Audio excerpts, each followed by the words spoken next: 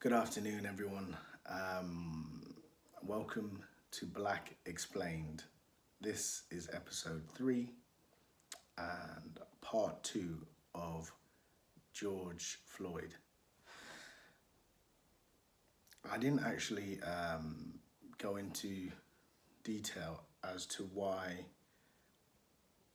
I was so upset, and perhaps billions of other black people were so upset about George Floyd. No doubt there will be people who are not black who were upset too.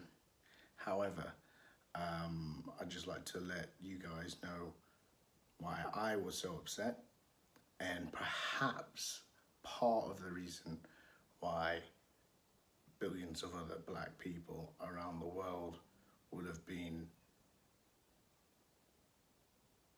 absolutely heartbroken to see another black person fall to the hands, in fact, mercilessly fall to the hands of first responders in America. They do oftentimes in many other countries around the world, and it gets covered up. Like I said before, I didn't watch the video, but I did see the pictures, and I'm thankful that the people or person did film it or take photos to prove what these people, these cops, supposed cops did to this man. But yeah, I am upset because in George Floyd, I see myself. He is 6 years older than me, so my era, and regardless of age, he's black. Regardless of being black, he was unarmed. Regardless of being unarmed, he was not resisting arrest. Regardless of not resisting arrest, he was begging for his life.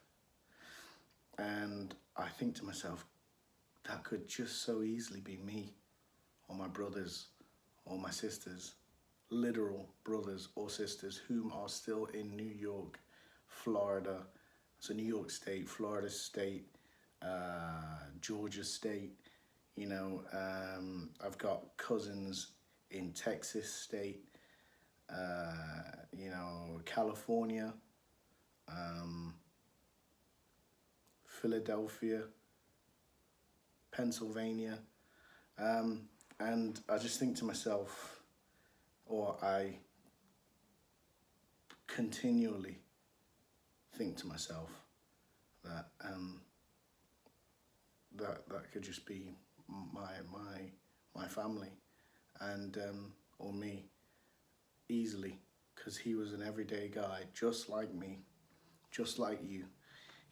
Regardless of whether he was or he wasn't, he's a human being, and they just took his life with no ifs, qualms, or buts. It's like, wow.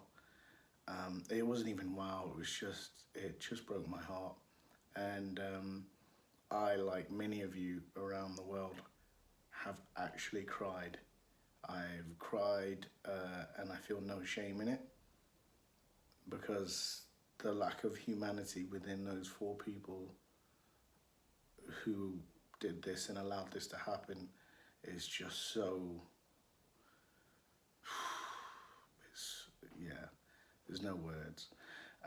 So yeah, like in my last episode, I talked about the links between DC, Derek Chauvin or Chauvin or whatever his name is, DC and Mr. Floyd working at a club, and I talked about what we as a people, that means we as one race, the human race, are going to do next. And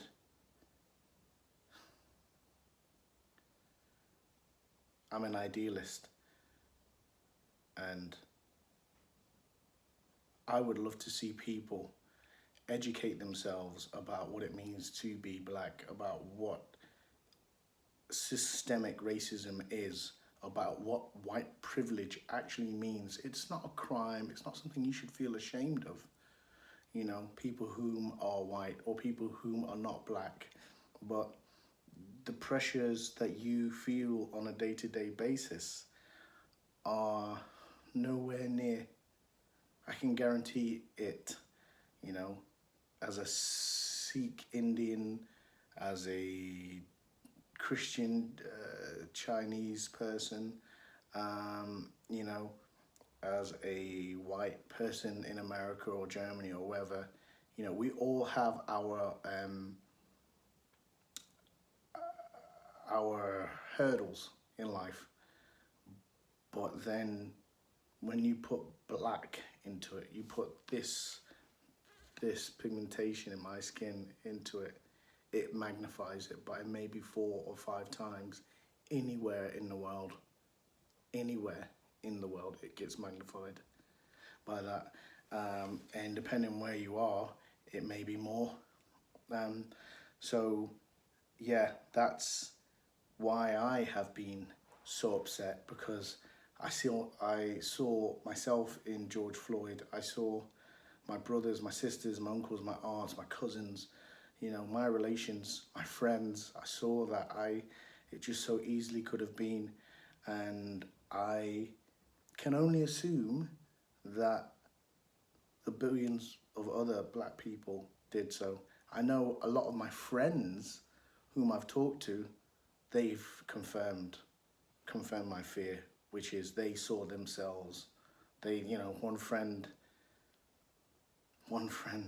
who was, I won't mention his name, so he probably wouldn't, I don't know if he'd appreciate it or not, but he's a affable, likable guy who is so peace orientated, so loving as an individual. He called me, and I could hear the despair in his voice. And when I think about it, it makes me a bit, yeah, wow. Because I think about it again, I could hear the despair in this man's voice. I've known him 23, 24 years. And he, you know, he was angry. And I don't think I've ever heard him or seen him actually angry. And that says something. He called me, and it was like 12 at night, and he was absolutely beside himself.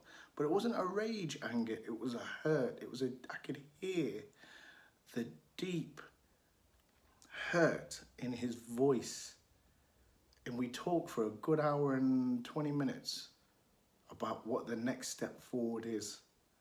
And my next step forward is getting involved in marches like I've done, and signing petitions, but also, you know, this YouTube channel, and also when I can get a podcast going, doing that, educating whomever I can, helping whoever I can. Whether you want to see it as educating or not, we all need to act.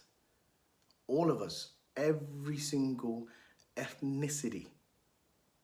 That includes Caucasians, that is an ethnicity. We all need to come together in solidarity and act as one race. We are one race saying no to racism, no to systemic racism, no to murder due to this. And, you know, and that is the conclusion I came to after speaking to my friend the other day, because, you know, and he's helping me actually behind the scenes with this, but very, very, very bright and affable, likable guy. But yeah, I just wanted to do that second part of the George Floyd talk on Black Explained, so you understood why black people feel, maybe most black people feel the way I feel. I can't speak for all, I don't know how many billion, it's just under 2 billion technically. But yeah, I can say that it will be a widespread consensus, and then some. There'll be other reasons why. But yeah, I hope this clears things up. For some of you whom have privately contacted me, and I'll see you next time. See you in a bit.